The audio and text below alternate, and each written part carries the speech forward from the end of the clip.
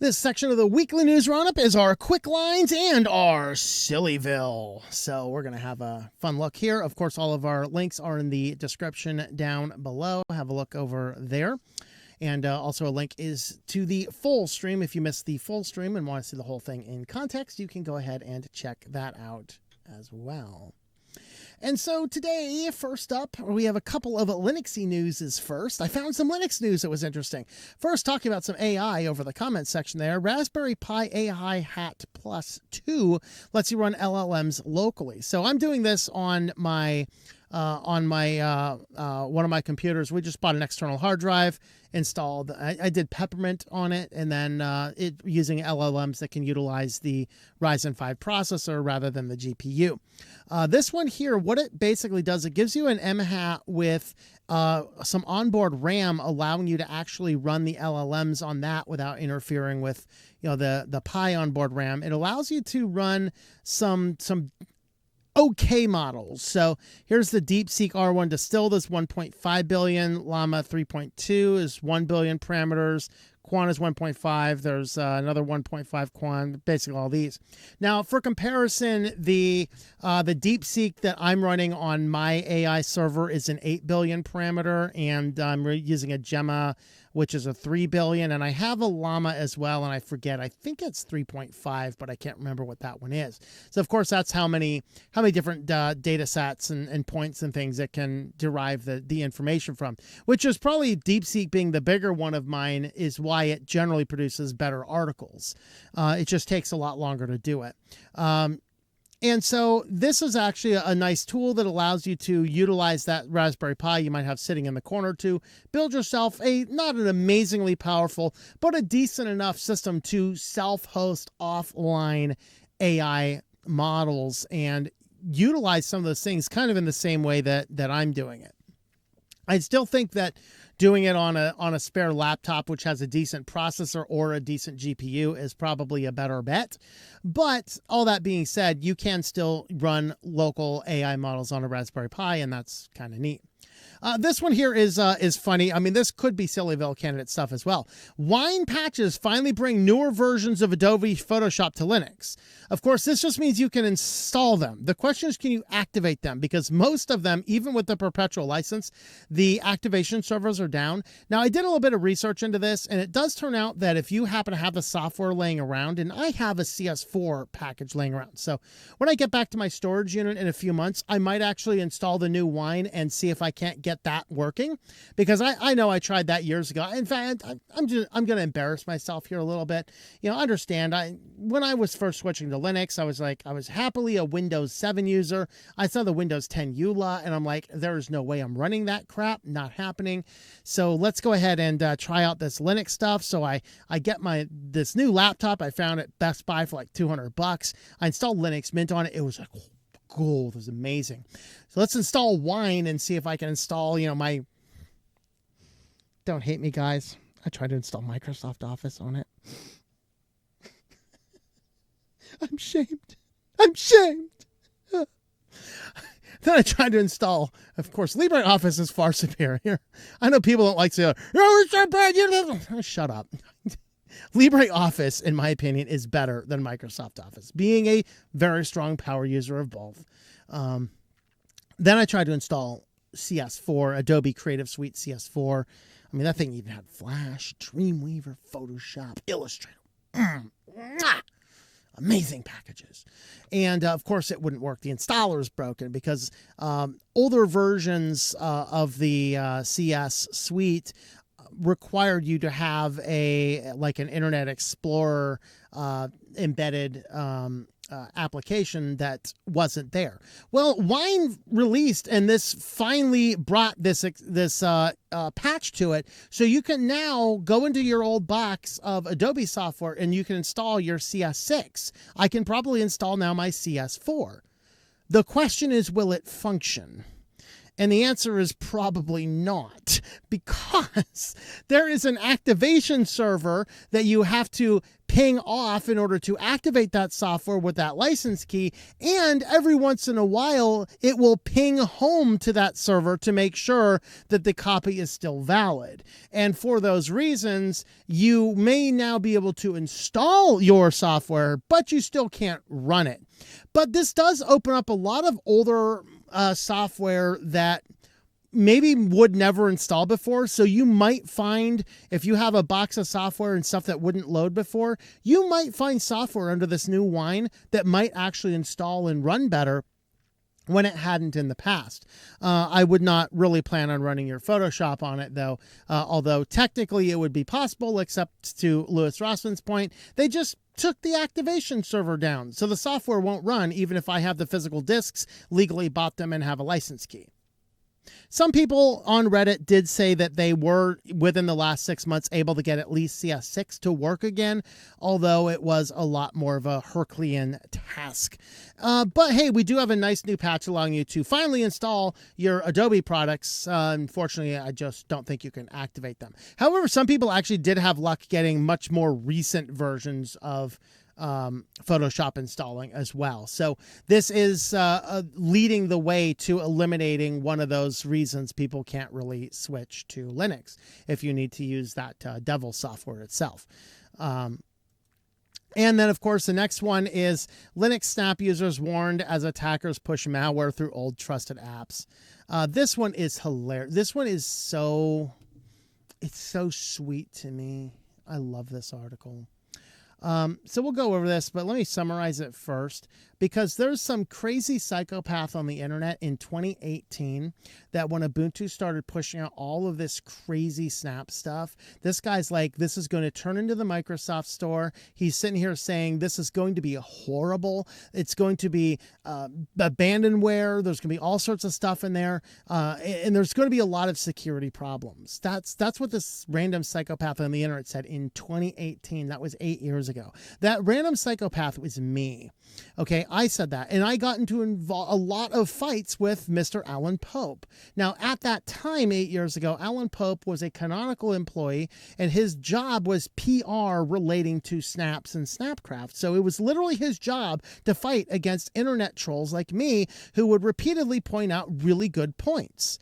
That now that he has left Canonical, he is making all those same points I made 8 years ago. You're welcome for giving you your ammunition, Alan.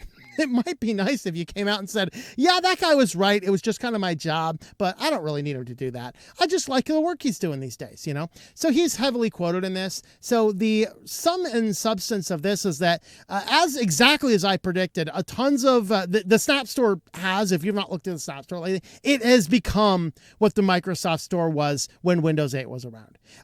Full of Chinese crap, things barely worked, full of abandonware, stuff that just didn't work. And now 8 years later, there are a tremendous amount of packages that have been abandoned that are still in the Snap Store. They're still there on this proprietary system. And what people found is that you could go in and register your application under the same name, under the old expired URL, and simply trigger a password reset and gain access to all those things, take that source code and just automatically start installing malicious code, because wouldn't you know it, one of the things I said was stupid is that snaps auto update to themselves. 8 years ago, I said that snaps auto update themselves, and that is a problem because updating should always be your choice. So abandoned snaps get taken over by the people, by malicious actors. They take all that original code that they gain access to, they install malware, push out a new update, and if your computer had not uninstalled that abandonware, it will automatically update yourself to the malware version. If only somebody on the internet told us 8 years ago that would happen. Oh, he did. And then It's Foss came out with its news article telling me that I was spreading fear, uncertainty, and doubt. And then they took down the article because I was actually talking about, yeah, they're going to rewrite apt, that it's going to be, you install packages with apt, and they're going to be the snap versions. And they're like, that's fear, uncertainty, and doubt. And somewhere in between when I wrote that video, when they wrote their article, they ended up taking that article down because lo and behold, right now, if you go to Ubuntu and do sudo apt install Firefox, sudo apt install Chromium, sudo apt install Thunderbird, you get the snap version and not the apt version. Maybe some weirdo on the internet 8 years ago was right. It's kind of funny. It's kind of funny. I'm just laughing. So let's go over this really quickly. Centralized application for snap packages, of course. It warns of worrying trends. Alan Pope, of course, warns of worrying trends affecting snap packages. Here's what it's all about. For years, him and other security professionals have documented persistent campaign of malicious snaps impersonating cryptocurrency wallets.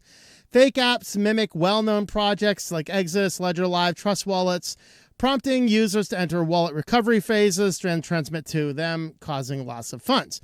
Okay, but instead of creating new accounts, the attackers are now monitoring the Snap Store for publishers whose associated domains have expired. Once the domain lapses, attackers register it themselves, trigger a password reset on the Snap Store account tied to that domain, and gain control of the established publisher identity. From there, they can push malicious updates to snaps that users may have trusted and installed years earlier. So he identified two publisher domains, specifically storewise.tech and is it vagueentertainment.com, that were taken over using this method. Both cases, previously benign snaps were updated to include wallet stealing malware without obvious changes to the publisher's identity or reputation. So, of course, Canonical has removed these, but Pope notes that enforcement often lags behind discovery, allowing malicious updates to remain available long enough to affect users, and Snap publishers are advised to keep their domains registered and up to date and enable two-factor authentication. If only that crazy guy 8 years ago on the internet was right. Oh, he was. How many of y'all were watching me 8 years ago and heard these videos? Let me know in the comments. All right, moving away from Linux onto the more general stuff. Google they are slammed with an $8.25 million fine to settle child data tracking allegations. In other news, I found a penny on the ground yesterday. That $8.2 million fine to Google is going to teach them something. Meanwhile, the people filing lawsuit alleges that they made over $1 billion from this data. So this is why this behavior will not stop. All right. We need to do a couple fundamental things. When a corporation is found in this, number one, you are not allowed. They should not be allowed to settle a case and say, we're going to pay this fine, but we do not admit fault. No, the fact you're paying a fine, you are admitting fault. Number one, you have to do that. Number two, we have to assess the money you made on that violation, and you should be required to pay between 3 and 5 times your profit off of that. Just pay it back to the government. We can use it to pay down the national debt. Of course, we won't pay it on the national debt because once we get serious with companies like that, they'll stop doing it. But as long as Google can make $1 billion in profit by stealing children's location data and selling it to third-party services, and then the government turns around and slaps them with a penny, they're going to keep doing it. You see, you've got to make it painful. Oh, you violated the law. You made $1 billion, I see? Well, you're going to have to pay back $3 billion. When it is no longer profitable to break the law, the company will stop breaking the law. Shocking. This is also why we need to throw criminals in prison, because otherwise they just keep on committing crimes, and then New York sends, 5,000 arrests worth of man hours to arrest 400 total people. Go figure that one out. So they will pay $8.5 million to address allegations that track data on apps specifically designed for kids. So under the Design for Families program, which was meant to help parents find safe apps, ended up tracking children. Developers were supposed to self-certify COPPA compliance. Yeah, I've investigated myself and found I comply. And then use advertising SDKs that disabled behavior tracking. However, some of those apps did not. And then, of course, they all went down through a Google-owned company called AdMob. So Google's own AdMob, which is a data analytics company, used the data. They collected data from the apps according to the lawsuit, including IP addresses, device identifiers, usage data, and the child's location within 5 meters, transmitted to Google without parental consent, and then the AdMob software then used that information to display targeted ads to users, which is a violation of COPPA. Google and AdMob knew at the time their actions were resulting in the exfiltration of data from millions of children under 13, but engaged in the illicit conduct to earn billions of dollars in advertising revenue. See, the $8.25 million is not justified. We should look down. Let's see your bottom line on this. You made $5 billion. You got to pay back 15. Done. They'll only have to do that about once or twice and they'll stop. That's how you actually make laws which have teeth. When you take every incentive of profit out and say, nope, done. That's how it's going to done. So YouTube settlement approved. What's disappointing, the privacy issues keep happening. See, why does it keep happening? Well, when you make billions of dollars by violating the law and then are fined a penny, they keep doing it. You made $1 billion, you got to pay back $3 billion.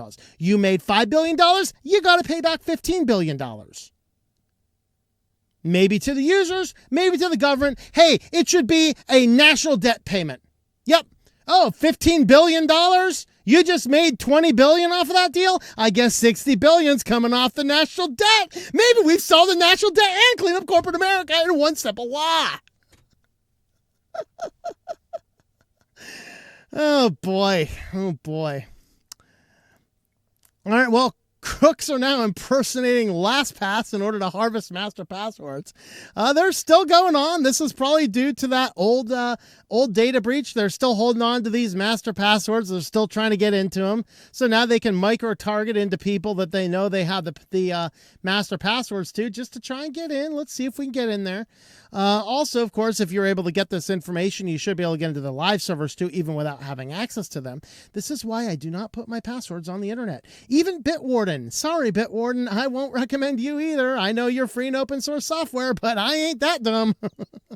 Ain't putting my passwords on the internet. Especially since Bitwarden, did you guys know this? To even self-host your own Bitwarden instance, if I wanted to self-host it on my own local network, I still have to send my email and register my self-hosted instance to Bitwarden with them.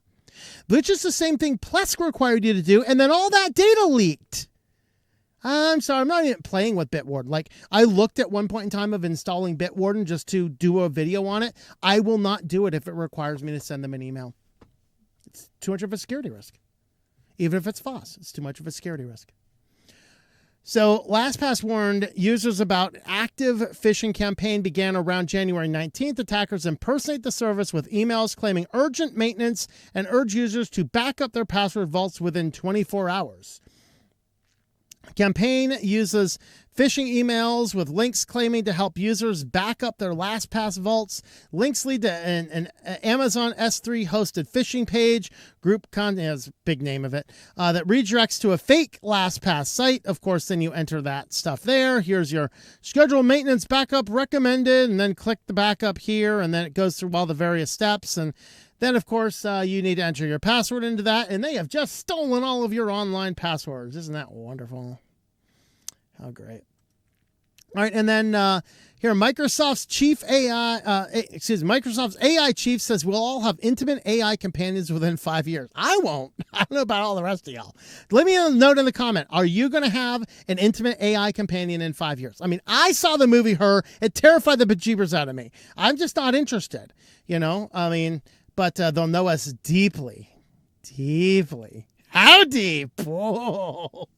Think of that Michael Jackson song, 7 inches in, you know. That's pretty deep. So, wow. Okay. I didn't expect to go there. All right. So, the executive believes everyone will have an AI companion within the next 5 years. He indicated that humans will will develop personal and intimate connections with the companion, making it feel as if it's living life alongside you. All right. I think this is a new era It's something we have to embrace. This guy says, we will soon come to trust our AI companions with lots of very important information and very important tasks in our lives. Yeah, I don't know. I'm not going to have me an AI companion. I don't know. You guys going to have an AI companion? Let me know your thoughts about that one. I don't know. And I'm not that deep in AI. Certainly not 7 inches in. Right? And so, is it Kiox's memory? I'm not familiar with this brand, at least by this particular name. They said their memory is sold out for 2026, prolonging the high-end and expensive phase of memory. So of course, they're doing SSDs here. I think they also do some RAM as well. They do RAM and flash memory chips. They have record profits because of the AI-induced memory crunch, but they're also indicating they do not expect conditions to improve. Now, they are working on ramping up production. This is a Japanese firm, so they're working on making more plants, but they have already sold out their entire manufacturing capacity for 2026 already. And that's terrifying because that just means RAM prices are going to continue to go up. This is something, if the governments want to get involved in doing something, this is something we need to do something with to maintain consumer affordability in RAM. But what do? This is not an easy problem to solve. This isn't as easy as, Google made $1 billion. They got to pay $3 billion. That's a pretty straightforward ruling. All right. Bring in the forensic accountants, figure out how much money they made, triple it. They got to pay that out. That's pretty straightforward. It's pretty straightforward. This, not as straightforward about how you tell a company you have to reserve certain amounts for consumers to buy to keep prices down, especially for the government that mandates farmers dump billions of gallons of milk down the drain just to keep the prices of milk higher. So go figure. All right. So they note that they're attempting to increase manufacturing capacity to meet demand, but it will take, of course, these things take a long time. It could take 3 years to manufacture one of these plants. So there are our quick lines for the day. Of course, we have to talk some Sillyville. So let's go ahead and have a look at what is silly news. So the first is Meta's layoffs leave supernatural fitness users in mourning.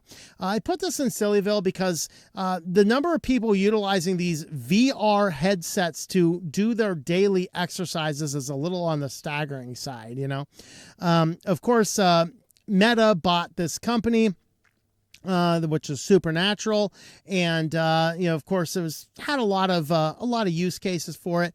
But then, like everything, they're like, how can we cut our costs back a little bit? Well, we can go ahead and cut our costs back a little bit by we'll cut our costs back a little bit here by going in and just laying off a bunch of people. Well, they laid off a whole bunch of people in this Supernatural group, which is still, people are paying a ton of money for the subscription service to do VR headsets. They laid off more than 1,000 people across the VR and metaverse efforts. The move comes after years of the company hemorrhaging billions of dollars on the metaverse products, and additionally laying off most of the staff at Supernatural. So Supernatural has more than 3,000 lessons available in service, so new content will not be added. Some people will still pay for it because 3,000 lessons, it could take you a while to go through that. That could be 10 years of content for some people. So some people feel there's plenty of content left, but there's not going to be anything new. And so it raises this concern, like, why are people buying VR-based exercise stuff? Doesn't VR, didn't I read reports VR makes you really dizzy? Should you really be doing VR headsets while exercising? That seems to be a safety risk to me. I don't know. I'm also having visions of that Home Sweet Home Alone where the guy knocked the criminal out. The kid knocked the criminal out and then put a VR headset on him. And then the guy woke up and thought he was like on a cliff and had to jump across. And he jumps across into the table, I don't know. This seems dangerous to have this VR headset on. All right. Well, it's almost Groundhog's Day, and of course, PETA has to come on, and PETA really wants to replace Punxsutawney Phil with a giant hologram of a groundhog, because of course PETA does. Like PETA, we're not killing the animal like you tend to do in all of your amazing animal shelters that euthanizes all these animals. We're not eating Phil.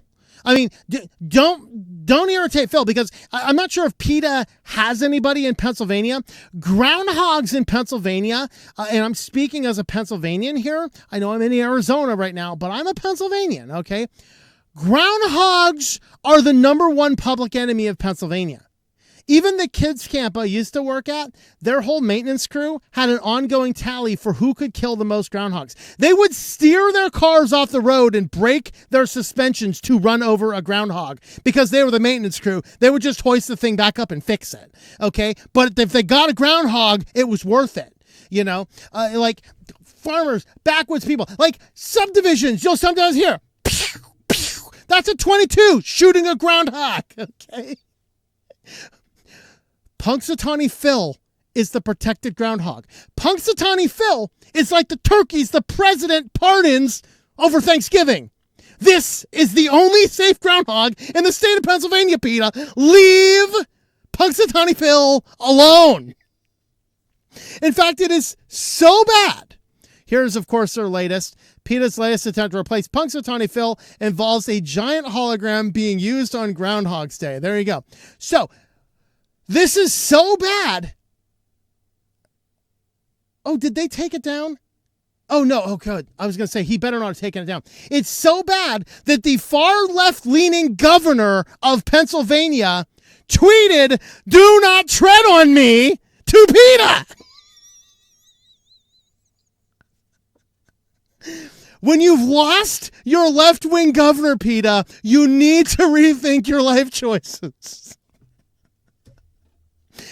The other notable things this guy did is signed the law making it so an employer could not discriminate against your hair, which is ridiculous because I do not want a guy with dreadlocks who has not washed his hair in 3 months serving me food or performing in my hospital. Okay. And now on to, it's getting better, folks. There is a new Chrome extension that simply goes through every place on the internet, like on your web browser, and changes every instance of Microsoft to Microslop. Everywhere with the new browser extension. So, Seda Nadella, which somebody actually has a beautiful name for it in the comments of this thing. We'll save that for a moment here. He's discouraging the term. And of course, once you discourage the term, you have officially opened up the Streisand effect, and now everybody is using it. Microslop is using it, and just a heads up, the thumbnail for this video clip here for the edited version will feature Microslop. Okay, just so you're aware. I mean, don't be too triggered, Nadella. All right.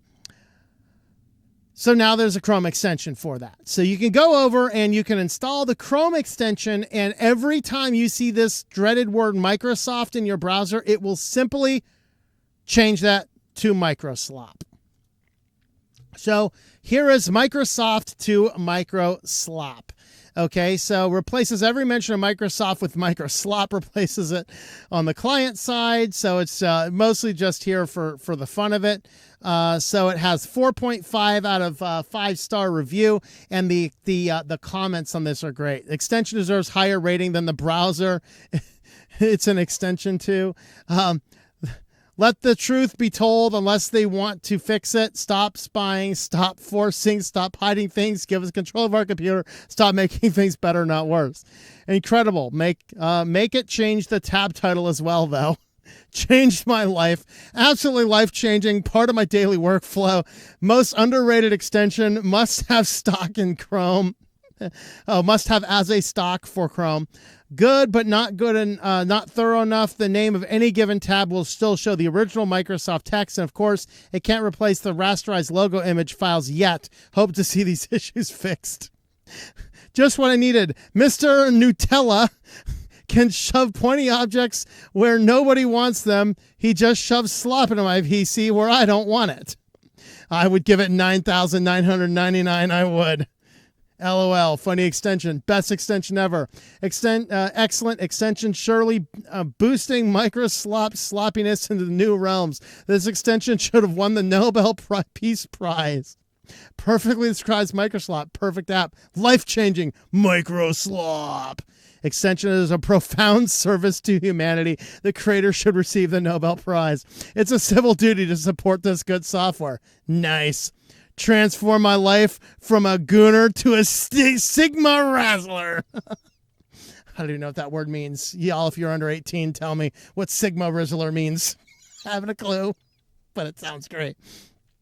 So Cinema, Copilot OS stopped being 50% slower than Linux after I installed this. All hail AI. Looking forward to Microslop replacing their execs and managers with AI. Incredible extension. Perfect. This guy has done God's work. Micro PPs. Now that's my favorite plugin. Thank you very much. Excellent. There's a small issue. The Brave search engine where Microslop gets changed. Something called Microsoft after it first appears correctly as Microslop. Also, an additional feature, fix the logo of Microslop website would be nice. Excellent. Better than Copilot. This is funny. Haha. Please include a donation link. It works. I would have liked the source code. Now, this is the one I did want to talk about seriously. I do not recommend you install this extension right now. And the reason is we don't know what the source code is. We don't know if this is going to be activated into something malicious later. We don't know. I mean, maybe we do know a lot about the developer. I don't know. But as long as we don't have the source code, this is funny. It's awesome. I love it. I'm not recommending you to install it because we can't see what the source code is. So be aware of that. Finally, a useful extension. I need the desktop extension now too. Best extension I've downloaded this year. Best browser extension of all time. Can you get this to work on YouTube comment section too? I hate Microslop. IQS Copilot, leave us alone. This is what the world's been waiting for. Maybe they'll start reading their reviews now. There you go. Here's the name. Stick it to slop ya Nutella. All right. So this one here is great. I mean, you got to appreciate the Microsoft to Microslop, but it is not open source software. Be aware of that, but it is certainly hilarious. And there are problems, of course, with installing funny browser extensions because you don't know what's going on behind the scenes. All right, well, if you want to help support the channel, have a look. I do have some books out there you might like. This one is a collection of science fiction short stories that looks at the dystopian end of all the technology that is being hoisted upon us. You can get all these links available at tlm.li/code red. You can find this book anywhere you can buy ebooks, audiobooks, or softcover books online. So you can pick it up anywhere you want. Just look for the name there. If you do want to go to this page here and grab the ISBN, that will help you search out the book in different places. So with that, thanks for watching. Let me know your thoughts, especially to all those questions I asked down below.